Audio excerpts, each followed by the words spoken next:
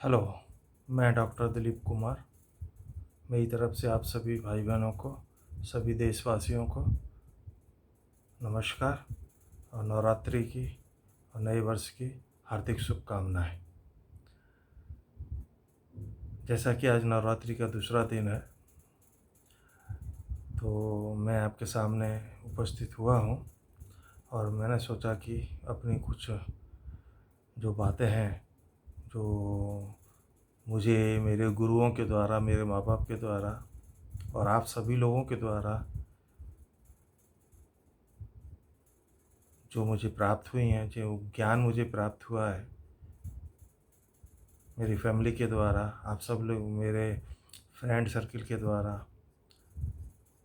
तो उस ज्ञान को मैंने संजो कर रखा और उसे मैं आप सब लोगों के सामने बताने की कोशिश कर रहा हूँ। तो सबसे पहली बात यह है कि नवरात्रि के ऊपर काफ़ी वीडियो बनाए हुए हैं लोगों ने, और नवरात्रि हमारी माँ का, जगदम्बा का वो त्यौहार है जिसमें माँ ने खुद कहा है कि नवरात्रि का मतलब होता है 9 रातें। तो कुछ लोग 9 रातों में बैठकर रात में साधना करते हैं, मंत्र जप करते हैं, पूजा पाठ करते हैं, अपने अपने हिसाब से जैसा भी जिसे लगता है वो उस हिसाब से करता है, क्योंकि रास्ते तो अनेक हो सकते हैं लेकिन मंजिल सिर्फ़ एक ही होती है। ऐसे हमें कहीं भी जाना है तो हम किसी भी रास्ते से वहाँ पर पहुँच सकते हैं। रेल के ज़रिए, हवाई जहाज़ से भी पहुँच सकते हैं, ट्रेन से भी पहुँच सकते हैं, बस से यात्रा करके भी पहुँच सकते हैं, पैदल भी पहुँच सकते हैं, और जो भी हमें मार्ग सुलभ हो उस मार्ग से हम उस जगह पर पहुँच सकते हैं। तो साधना, उपासना, आराधना जैसा ही है जैसे हम डॉक्टर्स लोग जो ट्रीटमेंट देते हैं अपने अपने हिसाब से, तो उसमें अपने अपने हिसाब से जितना जिसके पास नॉलेज है, जितना उन्होंने अपने स्कूलों में या कॉलेज में या प्रैक्टिस लाइफ में सीखा है, उस हिसाब से वो ट्रीटमेंट देते हैं। उसका कितना बेनिफिट मिलता है वो उस डॉक्टर के एक्सपीरियंस के ऊपर आधारित है। ऐसे ही है। तो मैं जहाँ तक मैंने ये अनुभव किया है, मेरे गुरुओं ने जो मुझे ज्ञान दिया है, मैंने काफ़ी मेहनत करके मैंने भी साधनाएँ की हैं। साधना करने के बाद में मैंने भी बहुत कुछ अर्जित किया, लेकिन अर्जित करने के बाद में फिर मान लीजिए मेरे गुरुओं का ही एक मुझे संदेश है कि भाई तुम जो है कुछ वीडियो बनाओ, कुछ ज्ञान वीडियो, मतलब वीडियो एक आज एक माध्यम है इसलिए वीडियो बनाओ मैं कह रहा हूँ। मतलब अपना ज्ञान को हम विस्तृत करें, आगे पहुँचाने की कोशिश करें। उस ज्ञान को अगर कोई ग्रहण करता है तो उससे आगे तरक्की होगी, समाज की तरक्की होगी, देश की तरक्की होगी, पूरे विश्व की तरक्की होगी। देखिए, मैं आप लोगों के साथ में सिर्फ ज्ञान बाँट रहा हूँ। आप मैं कोई लेक्चर या सत्संग नहीं कर रहा। जो मेरे पास ज्ञान है, जो मुझे अर्जित हुआ है, उस ज्ञान को मैं आप लोगों तक बाँट रहा हूँ। मेरा कहने का मतलब यही है कि हमारे गुरुओं के हिसाब से, मेरे गुरुओं के हिसाब से मैंने जो पाया, हालाँकि जो भी कोई मुझसे उम्र में बड़ा है, मुझसे ज्ञान में बड़ा है, इवन टू छोटा भी है, मेरे बच्चे ही क्यों ना हो, अगर मेरे बच्चों से भी मुझे ज्ञान मिला है तो मैं उस ज्ञान को ले लिया है मैंने। मेरे दोस्तों से मुझे ज्ञान मिला है तो उस ज्ञान को लिया है, और उस ज्ञान को मैंने दूसरे दोस्तों के साथ में शेयर किया है। तो नवरात्रि का मतलब 9 रातों में जिसने अपने अंदर की आत्मा को जागृत कर लिया हो, उसने समझो अपनी साधना पूर्ण कर ली। मंत्र जप हालांकि बीजाक्षर है, मंत्र जप करना या अपने अपने ढंग से पूजा आराधना करना सभी लोग करते हैं, करना भी चाहिए जैसा जिसको है। कुछ ना कुछ तो उसे बेनिफिट मिलेगा ही, क्योंकि सत्य के मार्ग पर चलने से कभी हानि नहीं होती। तो मेरा कहने का मतलब सिर्फ यही है कि साधना करो, उपासना करो, अपने इष्ट के पास बैठो, अपने माँ बाप के पास बैठो, अपने परिवार में बैठो, उनके साथ में अपना ज्ञान शेयर करो। हो सकता है तो बाहर भी शेयर करो, और उसी नाते उसी हिसाब से मैं अपने इस नॉलेज को आप तक पहुंचाने की कोशिश करता हूं। तो मैं आपको यह एक बात बता देना चाहता हूं कि इस संसार में कोई भी इंसान, गरीब से गरीब इंसान, रंक से राजा बनने की प्रक्रिया को संपन्न कर सकता है। ये हमारे गुरु कहते हैं, मैं नहीं कह रहा। उन्होंने, हमारे गुरु ने कहा, इसलिए वो सत्य है। और लेकिन मैंने उस बात को महसूस किया है कि ये सत्य है। लेकिन वो सब करने के लिए हम विद्या प्राप्त कर सकते हैं, हम शक्ति प्राप्त कर सकते हैं, सब कुछ प्राप्त कर सकते हैं हम। कोई भी इसमें कमी नहीं है कहीं भी, क्योंकि हमारे ऋषि मुनि जो भी आए हैं, जो भी पीर पैगंबर आए हैं, जिन्होंने भी हमें कुछ नॉलेज दी है, ज्ञान दिया है, उन्होंने समाज के अच्छे के लिए दिया है। और उसे अगर हम ग्रहण करते हैं, उसमें से जो हमें अच्छा लगे उस हिसाब से हम आगे बढ़ो। किसी जगह जाने के अगर 4 रास्ते हैं, 5 रास्ते हैं, तो जो तुम्हें अच्छा लगता है उसे तुम आगे लेकर आगे बढ़ो। लेकिन कुछ भी प्राप्त करने के लिए, रंक से राजा बनने के लिए, या एक बहुत बुद्धिमान व्यक्ति बनने के लिए, डॉक्टर इंजीनियर बनने के लिए, साइंटिस्ट बनने के लिए, ये बन सकता है, कोई भी इंसान बन सकता है। मैं ये नहीं कह रहा नहीं बन सकता। आज हमारे आईएएस, आईपीएस ऐसी ऐसी परिस्थितियों से निकल कर कई एक आईपीएस और आईएएस ऑफिसर्स ऐसे आए हैं जिनके घर में खाने के लिए भी रोटी नहीं थी, वो भी आज एक इतने बड़े ऑफिसर बने हैं। उसके पीछे कारण है। क्या कारण है? वही हम लोगों को समझना होगा। हम भी बन सकते हैं, आप भी बन सकते हो, हर कोई इंसान बन सकता है। खुद मैंने अपनी लाइफ के अंदर, अपनी ज़िंदगी में बहुत कुछ प्राप्त किया, लेकिन करने के बाद में अब आप कहेंगे कि आपके पास करोड़ों की दौलत क्यों नहीं है, लाखों की दौलत क्यों नहीं है? तो ठीक है, मुझे संतोष है जितना भी है मेरे पास, मैं 2 रोटी खाता हूँ बस।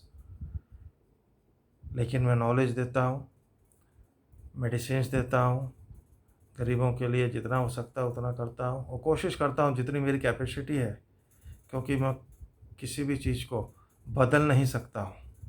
जो समाज में चल रहा है, सिर्फ उनसे हाथ जोड़कर, अपने से बड़ों से हाथ जोड़कर मैं प्रार्थना कर सकता हूँ, रिक्वेस्ट कर सकता हूँ कि समाज में, कानून में ये चीज़ गलत है या ये सही है, आप इसके लिए कुछ कीजिए। लेकिन मैं उसे बदलने की शक्ति मेरे पास नहीं है। हाँ, आप लोग कर सकते हो, आप लोग भी बढ़ सकते हो, मैं आपके साथ हूँ, आप मेरे साथ हो। तो हम इस समाज में एक सुधार ला सकते हैं। उस सुधार से सबको 2 रोटी मिलेगी, कोई भूखा नहीं रहेगा। ऐसा नहीं है कि गरीबी में कोई आदमी परेशानी से इतना तरस तरस के, तड़प तड़प के खाने के लिए और वस्त्र के लिए परेशान हो जाए और दम तोड़ दे। ऐसा नहीं होगा। लेकिन उसके लिए मेहनत करनी पड़ेगी। मेहनत का मतलब ये नहीं मैं बोल रहा हूँ, मेहनत, कर्म अपनी जगह पर, कर्म करना पड़ेगा। बिना कर्म के हमें प्राप्त तो कुछ भी नहीं होगा। तो कर्म तो हमारा बहुत ज़रूरी है। और जितना हम कर्म करेंगे, उस कर्म के साथ में अगर हम ईश्वर की शक्ति को जोड़ देते हैं, योग को जोड़ देते हैं, तो हमें सफलता मिलने में ईजी हो जाता है। माँ की उपासना, आराधना मैंने भी बहुत की है, लेकिन आज इस एज में और इस परिस्थिति में मैं जितनी कर सकता हूँ उतनी ही कर रहा हूँ, उससे ज़्यादा नहीं कर सकता। तो इसलिए मैं वो रास्ता, वो सुगम रास्ता आपको बता रहा हूँ कि आप इस रास्ते से जाइए तो आपको मंजिल मिलेगी और आप उस चीज़ को पा सकोगे। लेकिन उसके लिए उठना पड़ेगा, खड़ा होना पड़ेगा, मेहनत करनी पड़ेगी। और वो मेहनत के लिए आपको अंदर से अपने, ये जो नवरात्रि आ रही है, अपने अंदर इस नवरात्रि को दिवस में माँ के सामने बैठिए। माँ से बड़ा कोई नहीं है, जगत जननी है वो। चाहे उसे अपनी जननी के रूप में देखो, चाहे किसी भी रूप में देखो। मैं तो अपनी जननी के रूप में भी देखता हूँ, माँ के रूप में भी देखता हूँ, पत्नी के रूप में भी देखता हूँ, बेटी के रूप में भी देखता हूँ, बहू के रूप में भी देखता हूँ। और संसार भी कोई भी स्त्री हो, मैं उसी रूप में उसको माँ का रूप में उसमें देखता हूँ। इवन टू मनुष्य के अंदर कोई मनुष्य का जो लिंग भेद है, जैसे कोई पुरुष है स्त्री है, तो मैं तो पुरुष में भी माँ ही देखता हूँ। अब इसके साथ में आपको सबसे बड़ी बात यह है कि जो भी हम करते हैं, जो भी हम पूजा पाठ करते हैं, देखिए हमारे कई एक चैनल्स हैं, वहाँ पे हमारे बड़े बड़े पंडित जी हैं, गुरु जी हैं, वो सब आके साधना बताते हैं, मंत्र बताते हैं। उसमें से कोई भी एक मंत्र आप चुन लीजिए जो आपको अच्छा लगे, जो आपका मन कहता है कि भाई मुझे ये मंत्र करना चाहिए। उस मंत्र को लेकर आप जप कीजिए, उनके हिसाब से जप कीजिए और आगे बढ़िए। क्योंकि ये नवरात्रि है, नवरात्रि में मैं इसलिए बता रहा हूँ कि माँ के समक्ष बैठिए, माँ से सब कुछ प्राप्त हम कर सकते हैं, बशर्ते सिर्फ एक बात ही याद रखने वाली, वो मैं आपको बता रहा हूँ कि हमको सबसे पहले ये देखना पड़ेगा कि हम एक इंसान हैं, और इंसान के अंदर इंसानियत होना बहुत ज़रूरी है। अगर इंसानियत है तो हम सब कुछ प्राप्त कर सकते हैं। इसलिए आप सबसे पहले अपने मन के अंदर, अपने दिमाग में इंसानियत को जागृत कीजिए, और इंसानियत को जागृत करने के बाद में फिर अपना कर्म कीजिए, मेहनत कीजिए और बढ़िए आगे। ये हमारा नववर्ष है, माँ जगदम्बा सबके लिए बैठी हुई हैं, सबको कुछ ना कुछ देने वाली हैं और देती रहेंगी। हम सब कुछ प्राप्त कर सकते हैं, इसमें कोई दो राय नहीं है। अब एक छोटा सा उदाहरण मैं बताता हूँ। हमारी प्रकृति वो माँ का ही रूप है, जिसे हम निसर्ग कहते हैं, सृष्टि कहते हैं। तो हम सब कुछ देती है ना। सुबह सूरज देवता उगते हैं, शाम को अस्त होते हैं, मतलब उन्होंने कर्म करने की शक्ति हमें सुबह से लेकर शाम तक दी है। हमें गाइडलाइंस दिया है कि भाई सुबह से लेकर शाम तक कर्म करो। कर्म का मतलब क्या है? कर्म का मतलब सबसे पहले अपने मन के अंदर इंसानियत को पैदा कीजिए, उसके बाद में उसका ध्यान कीजिए, उसके बाद में जो भी कर्म है हमें वो कर्म करना चाहिए। फिर हमारे ऋषि मुनियों ने जो हमको मंत्र साधना दे रखी है, बीजाक्षर दे रखे हैं, जो हमें सूट करता है, जो हमारे गुरुओं ने हमें दिया है, हमारे माँ बाप ने दिया है, उसे हमको आगे बढ़ाना चाहिए, उसका जप करना चाहिए, माँ के सम्मुख बैठना चाहिए हमको। गलत धारणाओं को मन से हटा दो। गलत धारणाओं को मन से हटाकर जब हम आगे बढ़ेंगे तभी हम कुछ प्राप्त कर सकेंगे। अब मैं इसका एक छोटा सा उदाहरण आपको बताता हूँ कि जगह जगह पर क्या लिखा हुआ है? पानी की एक एक बूंद को बचाइए, जल ही जीवन है। वो तो फैक्ट है, जल तो जीवन है ही। लेकिन प्रकृति कहती है, माँ कहती है कि जब मैंने तुमको इतना पानी दिया है कि तुम्हें एक एक बूंद की आवश्यकता क्यों है, तुम एक एक बूंद के लिए क्यों तरस रहे हो। जैसे एक माँ अपने छोटे बच्चों को खाना खिलाती है, खिलाती जाती है, खिलाती जाती है, वो बोली तुम खाओ बेटा, मैं बैठी हूँ। उसी हिसाब से प्रकृति ने इतना कुछ दिया है जिसकी कोई मर्यादा नहीं है, कोई सीमा नहीं है। जल इतना दिया है हमको कि उस जल से बड़े बड़े सुनामी आ जाते हैं। जल कहाँ से आता है? लेकिन सोच हमारी है, हम उस चीज़ को सोच नहीं पा रहे हैं कि जल को एकत्रित कैसे किया जाए। हर साल बड़े बड़े डैम से पानी जो आता है उसमें बाढ़ आ जाती है। बाढ़ आने के बाद में लाखों लोगों को नुकसान होता है। वो पानी, इतना पानी आया है, तो वहाँ एक बूंद पानी की कीमत क्या है? कुछ भी नहीं।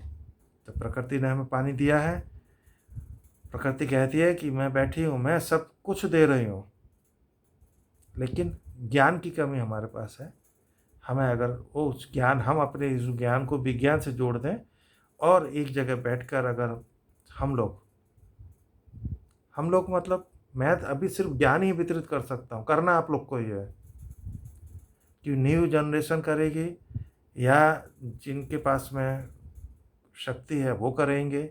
मैं अभी सिर्फ और सिर्फ अपने गुरुओं का ज्ञान आप लोग तक भेजूँगा। मैं एक मैसेंजर हूँ, एक संदेश वाहक समझो मुझे।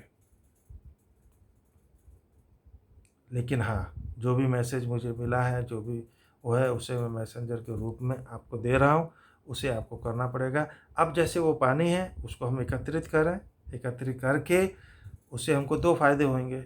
एक तो पानी का बहाव इतना ज़्यादा नहीं होगा कि उससे गाँव की गाँव डूब जाए। दूसरा, उस पानी को एकत्रित करके हम बिजली जो आज आज हम बना रहे हैं, थोड़ा और प्रयास करके हम ज़्यादा बिजली बना सकते हैं। उस पानी को हम पीने में प्यूरीफाई करके हम पीने में यूज़ कर सकते हैं। तो हमें 1 बूँद की पानी की ज़रूरत किधर, हम 1 बूँद पानी के बारे में सोच के अपने आप को परेशान कर रहे हैं। प्रकृति ने तो हमें बहुत कुछ दिया है और प्रकृति कहती है तुम ₹1 के लिए परेशान हो। तुम्हारी सैलरी 10,000 की है, तुम 10,000 की सैलरी से 50,000 की सैलरी कर सकते हो। लेकिन जैसे ये पानी का मैंने तुम्हें एग्ज़ाम्पल दिया, ऐसे ही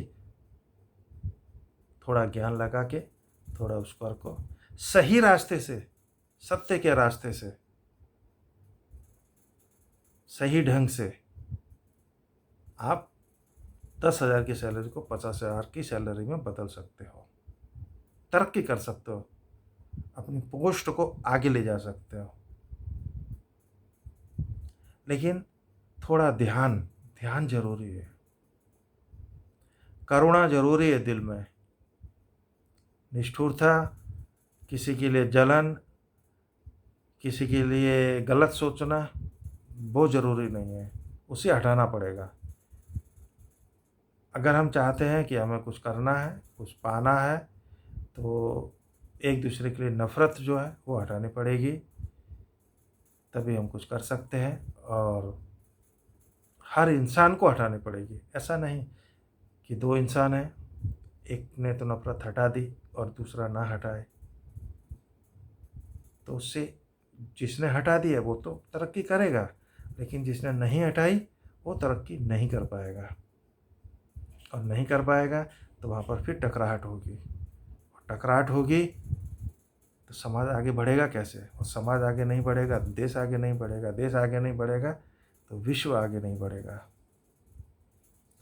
इसलिए आज के लिए मैं आप लोगों को यही संदेश दे रहा हूँ कि इंसानियत को जगाकर माँ की उपासना आराधना करो, जिसको जैसे जमती है। कोई आवश्यकता नहीं है उसके लिए हम माला कंठी लेकर जाप करें, उसके लिए हम बैठें, कोई ज़रूरी नहीं है उनके लिए हम घी के बड़े बड़े दीपक लगा दें। हाँ, आपके पास है तो लगाओ, अगर आपके पास में घी का बड़ा दीपक लगाने के लिए पैसा है तो लगाइए, लेकिन ज़रूरी नहीं है। हाँ, उनसे दिल से जुड़ जाओ, बैठ जाइए, किसी भी मंदिर तो खुले हुए हैं, अपने घर में बैठिए, अपने मंदिर में जाइए, वहाँ बैठ जाइए, 2 मिनट, 20 मिनट, जितना बैठोगे, जितना करोगे।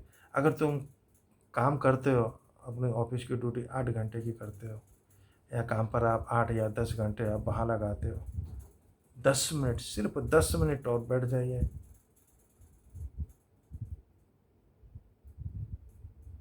और आगे बढ़िए। देखिए आप कैसे तरक्की नहीं होती है, कैसे नहीं मन को शांति मिलती है, कैसे नहीं हमारी परेशानियाँ दूर होती है, ज़रूर होंगी। मेडिसिन भी हमारे पास में, देखिए आज कितनी मेडिसिन निकल चुकी हैं, फिर भी बीमारियाँ कम नहीं हो रही। उसका कारण क्या है? हमारे आयुर्वेद में एक चीज़ बताई गई है, वात पित्त कफ, ये 3 चीज़। आप 3 चीज़ों का ज्ञान कर लीजिए, फिर उस हिसाब से चाहे आप एलोपैथिक लीजिए, चाहे होम्योपैथिक लीजिए, चाहे आयुर्वेदिक लीजिए, या यूनानी लीजिए, या योग कीजिए। ये 3 चीज़ों को आप सँभाल लेंगे, खान-पान सँभाल लेंगे और अपने मन को साध लेंगे, तो रोग दूर हो जाएँगे। हालाँकि बीमार मैं भी हूँ। कुछ लोग कहेंगे, भई तुमको भी तो बीमारी है, तुम भी तो दवा खाते हो। मैं खाता हूँ। लेकिन आज इस समय पर, इस स्थिति में मैं इससे ज़्यादा ना साधना कर सकता हूँ और ना ही मैं ज़्यादा वक़्त दे सकता हूँ। तो इसके लिए मैं जितना कर सकता हूँ उतना मैं कर रहा हूँ। बाकी क्या, मैं आप लोगों को एक मैसेंजर के रूप में एक संदेश दे रहा हूँ, वो संदेश को आप ग्रहण कीजिए और बहुत अच्छा रहेगा, क्योंकि आप अगर उसे ग्रहण करके और अपने बच्चों तक देंगे, आगे देंगे, तो ये देश तरक्की करेगा।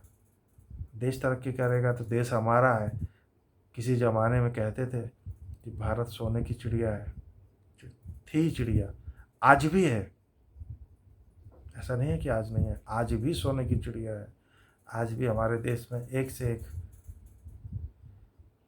बड़े-बड़े पोस्टों पर बड़े-बड़े लोग बैठे हुए हैं। जब उनसे कभी आप बैठ के बातचीत करेंगे तो आपको मालूम पड़ेगा। लेकिन वो कह रहे हैं, उनकी बातों को ध्यान से सुनिए। आपको मालूम पड़ जाएगा कि इन्होंने कैसे कैसे मतलब किस-किस हिसाब से इन्होंने तरक्की की है। हाँ, गलत रास्ता छोड़ दीजिए, क्योंकि गलत रास्ते से चलने पर 2 दिन की चाँदनी होती है और फिर अंधेरी रात। वो अच्छी बात नहीं है। किसी के लिए गलत सोचना छोड़ दीजिए, सबके लिए गलत सोचना अच्छी बात नहीं है।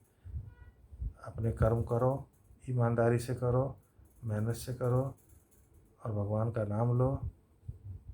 किसी भी रास्ते से भगवान को याद किया जा सकता है। कोई ज़रूरी नहीं है कि मंदिर में बैठ कर ही करो, मस्जिद में बैठ के करो, गुरुद्वारे में बैठ के करो। ठीक है, वो हमारे पूजनीय है। जब समय मिलता है हमको गुरुद्वारा जाके माथा टेकना चाहिए, हमको जाना चाहिए मंदिर में, हमको जाना चाहिए मस्जिद में, हमको जाना चाहिए किसी भी पूज्य स्थल में और अपनी पूजा उपासना आराधना वहाँ करनी चाहिए। समय मिलता है, वक्त मिलता है तो ज़रूर जाना चाहिए। आज के लिए इतना ही। मुझसे जो अगर कुछ गलती हो गई हो तो उसके लिए मैं क्षमा चाहता हूँ। लेकिन ये ज्ञान जो है ये मेरा नहीं है, ये सब दिया हुआ मेरे गुरुओं का है, ऋषि मुनियों का है और मेरे बड़ों का है। वो मैं आप तक पहुँचाना मेरा कर्तव्य है, क्योंकि मुझे ये प्रेरणा हुई है, मुझे बताया गया है कि भाई तुम इसे जितना हो सकता है उतना अपनी तरफ से कोशिश करो, आगे पहुंचाने की कोशिश करो। आगे जो आगे बढ़ेगा, हालांकि ये परिवर्तन इतना आसान नहीं है कि तुरंत हो जाए। इस परिवर्तन को टाइम लगेगा, वक्त लगेगा, लेकिन अगर हो गया परिवर्तन तो फिर तो बात ही अलग है। आज के लिए इतना ही। मेरी तरफ से आप सभी लोग भाई बहनों को नमस्कार, जय हिंद।